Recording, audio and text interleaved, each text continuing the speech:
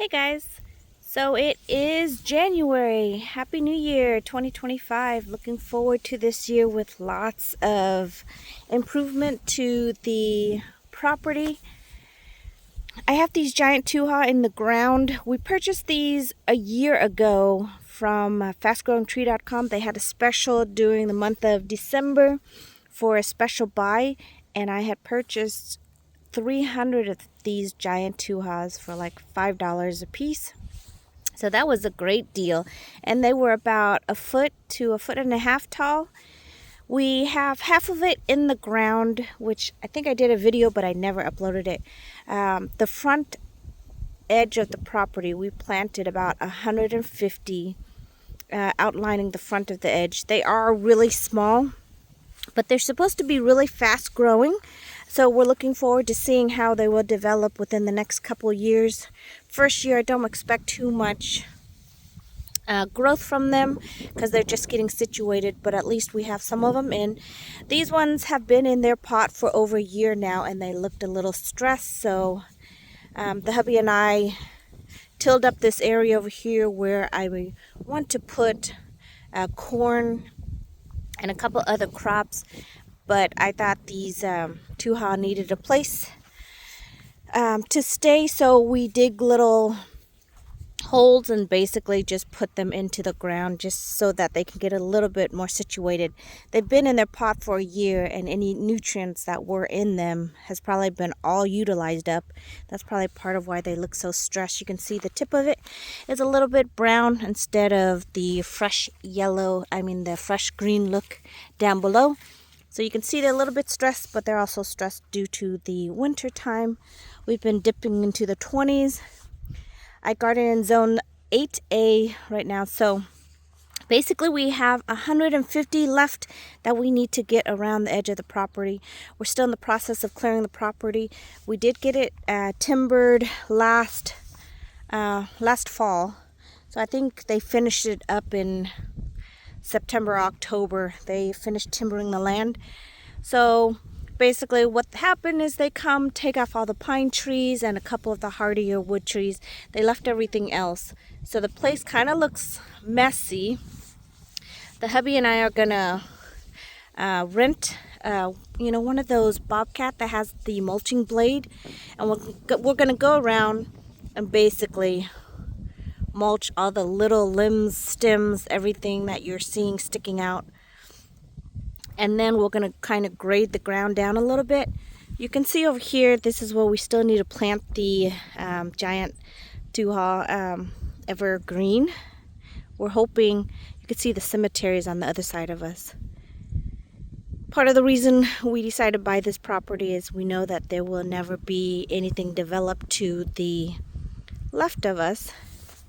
Only silent guests over there.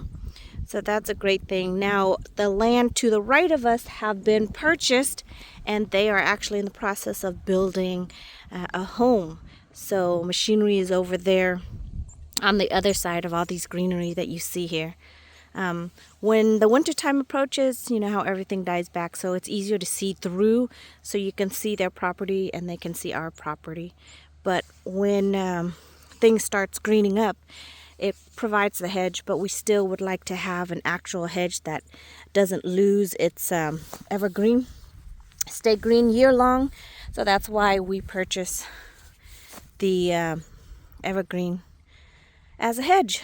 So that will be this summer's project, but of course I can't put it in right now because we still have to grade the land. So that'll be another project going on this summer. But that's what I've been doing, trying to keep these guys alive, as well as everything tropical in the greenhouse. There's the jalapeno over there, here, all tucked away for the winter time. So we've been really busy just not doing flowering stuff.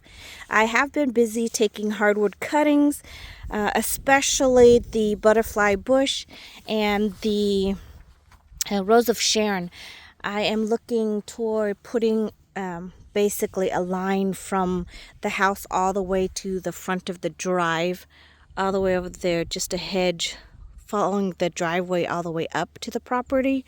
That way it'll give us the give us some summer interest as well as just the trees and the grass.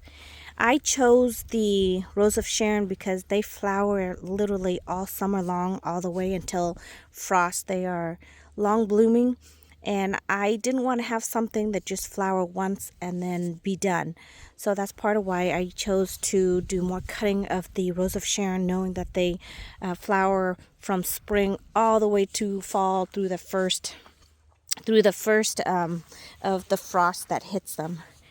Now, there are a couple things that only flower once. I do have the Japanese magnolia, which beautiful. Recommended Japanese magnolia if you guys are interested in flowering tree. They do only bloom basically once though during the year. They flush out, they bloom before they actually send out their leaves.